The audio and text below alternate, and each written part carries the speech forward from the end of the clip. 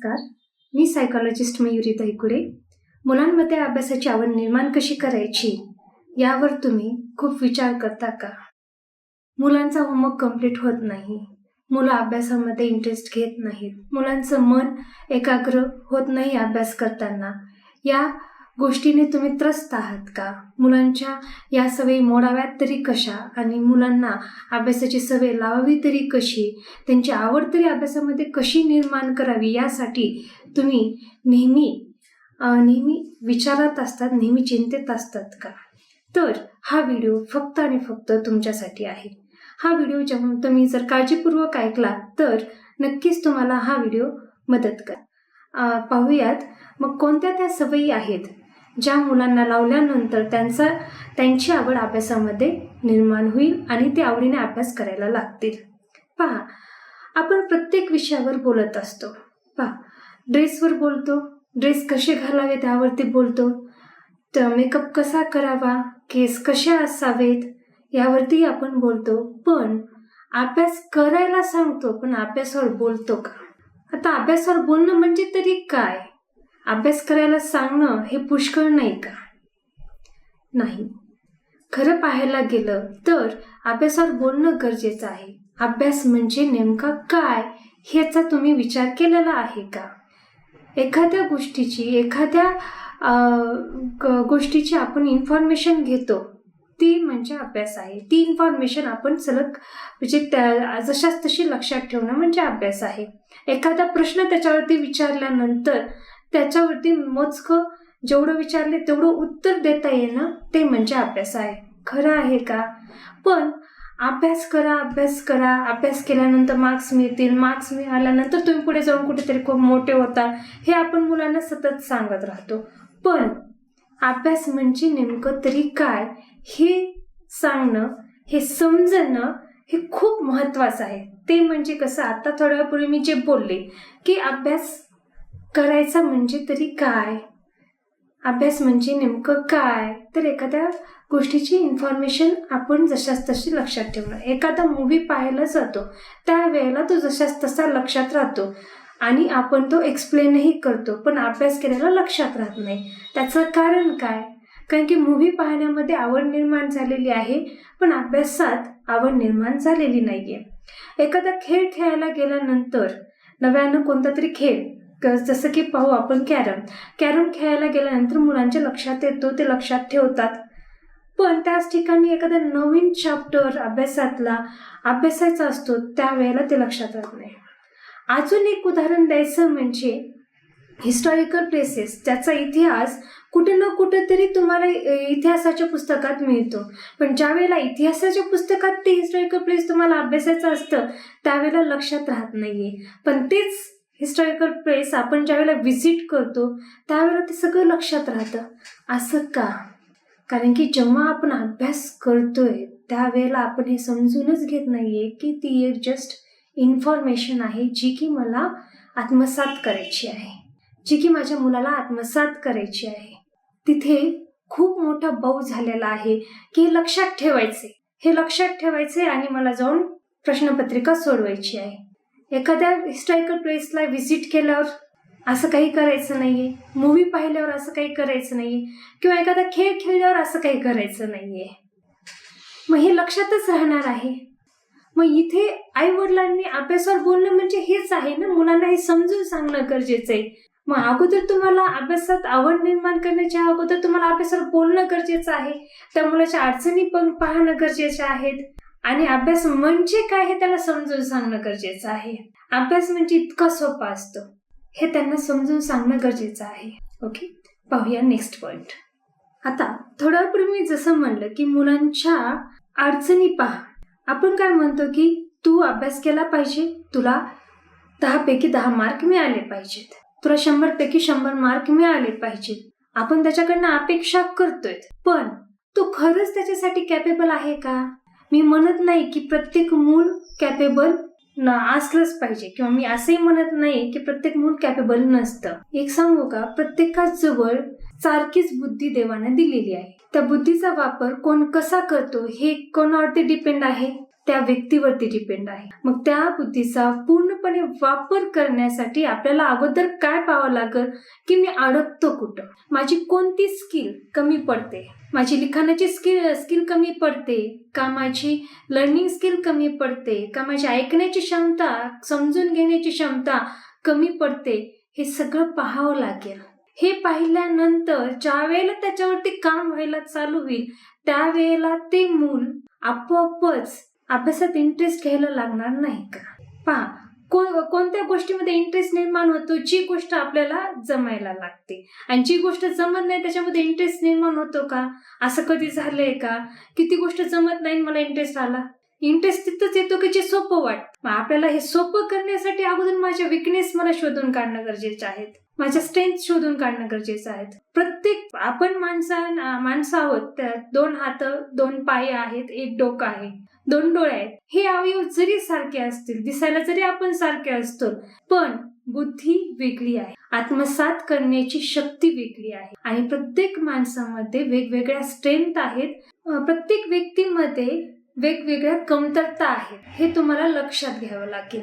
मग आपल्या मुलाला दुसऱ्या मुलासारखं ट्रीट करण्याऐवजी किंवा आपल्या मनासारखं ट्रीट करण्याऐवजी त्या मुलाला तो जसा शिकतो तसा आपण पुढे न्यायला हवं. म्हणजे आपला तिसरा पॉइंट काय आहे की मुलाची लर्निंग स्टाईल ओळखा आणि नंतर त्याला शिकवायला चालू करा. हे पाहणं खूप गरजेचं आहे, पण आपण हे पाहत नाहीत.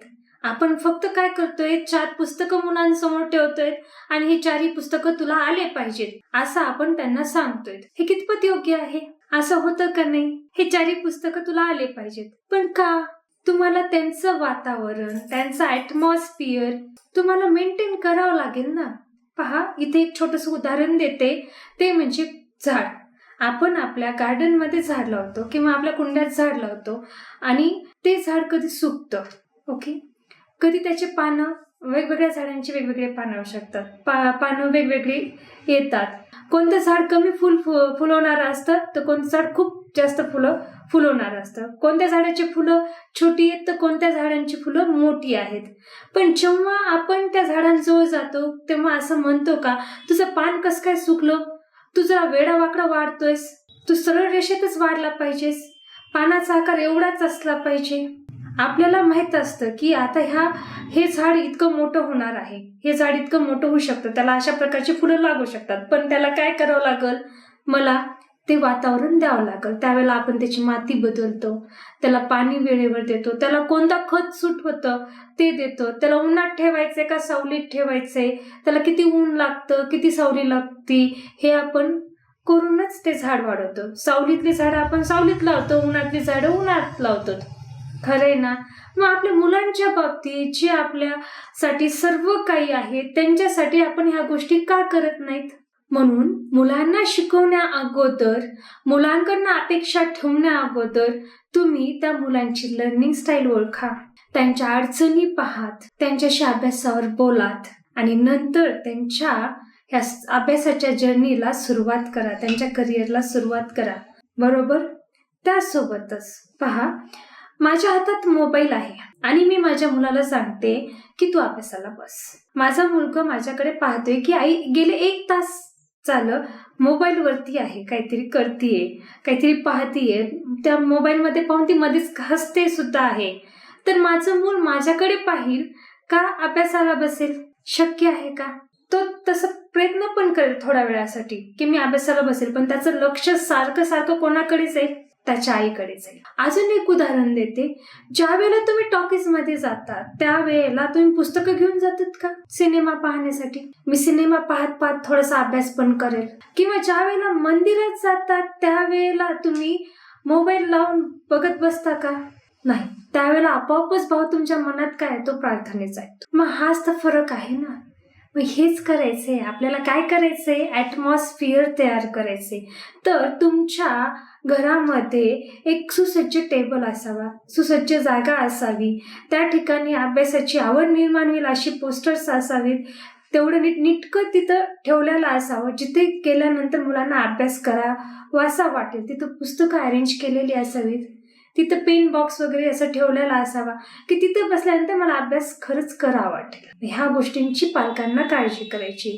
तर आपला चौथा पॉइंट काय असेल की ॲटमॉस्फिअर मुलांना तयार करून द्या अभ्यासासाठी. त्यानंतर त्यासोबतच मुलं अभ्यास करत असताना आई वडील जर इन्व्हॉल्व झाले तर आपण ॲटमॉस्फिअर बाबतीतच बोलतोय.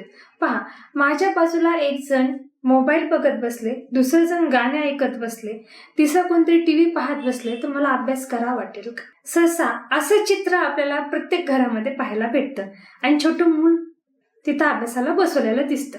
मग पुन्हा अभ्यासच करत नाही, काटा अभ्यासच करत नाही, लक्षच देत नाही असं आपण बोलतो. एखादा लाफा त्याला कानाखाली पण देतो. खरंय ना? मग तुम्ही त्यांच्याकडनं अपेक्षा कशी ठेवताय? मग ॲटमॉस्फिअर तयार होण्यासाठी त्यासाठीची वेगळी खोली आणि स्वतः तुम्ही पण त्याच्यामध्ये इन्व्हॉल्व असणं गरजेचं आहे. कारण की ज्या वेळेला तुम्ही इंटरेस्ट घ्यायला लागतात की तुझ्या मॅथमध्ये काय चाललं, तुझ्या इंग्लिशच्या ग्रामरमध्ये काय चालू आहे, सायन्समध्ये कोणते कोणते टॉपिक आहेत, ह्या सगळ्या गोष्टींवर जेव्हा तुम्ही चर्चा करायला लागताल त्यावेळेला आवड निर्माण व्हायला लागेल. समजते? बरोबर. आता आपण शेवटच्या पॉइंटवर येऊया. ते म्हणजे आई वडिलांना असं वाटतं की माझं मूल शाळेत चाललं म्हणजे त्यांना पहिला नंबर आणावा, त्याला मार्क्स पैकीच्या पैकी असावेत. हे कितपत योग्य आहे? आत्तापर्यंत आपण आपल्या व्हिडिओमध्ये चर्चा करत होतो त्याच्यामध्ये आपण मुलांच्या कमतरता, त्यांच्या स्ट्रेंथ, ह्या भक्कम बाजू, ह्या दोन्ही गोष्टींवर काम करून पुढे जायला सांगतोय. तर मग असं मूल लगेचच मार्क्स आणेल का? नाही आणणार आहे. तर ते पडणार आहेत, उठणार आहेत, चलणार आहेत, कधी काही स्टेप खूप छान चलतील, पुन्हा खाली बसणार आहेत. कारण की आपल्या दैनंदिन जीवनात पण हेच घडत असतं. अचानकच सगळ्या गोष्टी होत असतात का? कधी फेल्युअर आहे, कधी सक्सेस आहे. मग मुलांच्या अकॅडमिक जर्नीमध्ये पण हेच होणार आहे. हे आई वडील का विसरतात? मग मी असं म्हणते का मार्क्स नसलेच पाहिजेत, मार्क्स असले पाहिजेत, पण त्यांच्या कुवतीनुसार पुढे जात हळूहळू तुम्हाला पूर्ण रिझल्ट यायला लागेल. इथे काय करायचे? मुलांच्या लर्निंगवर फोकस करायचा, ग्रेडवर नाही. मग आपल्याला आता काय करावं लागेल की आपण फक्त लर्निंगवर फोकस करणार आहोत, ग्रेडवर नाही. आणि ही लर्निंगवर फोकस करत असताना व्हिडिओत सांगितल्याप्रमाणे पहिल्यांदा तर मुलांच्या अभ्यासावर बोला, नंतर त्यांच्या अडचणींवर बोला, त्यानंतर त्यांच्या लर्निंग स्टाईल पाहात, लर्निंग स्टाईल पाहिल्यानंतर त्या लर्निंग स्टाईल प्रमाणे त्यांना वातावरण निर्माण करून द्या, त्यांच्या अभ्यासात इन्व्हॉल्व व्हा. इन्व्हॉल्व झाल्यानंतर तुमचा रिझल्ट तुमच्या समोर असेल. मुलांना अप्रिशिएट करून त्यांना पुढे न्यायला सुरुवात करा. नक्कीच मुलांची आवड अभ्यासामध्ये निर्माण होईल आणि तुमची मुलं तुम्हाला हवा तो रिझल्ट देतील. धन्यवाद. हा व्हिडिओ आवडला असेल तर लाईक, शेअर, सबस्क्राईब आणि बेल आयकॉनला प्रेस करायला विसरू नका. धन्यवाद.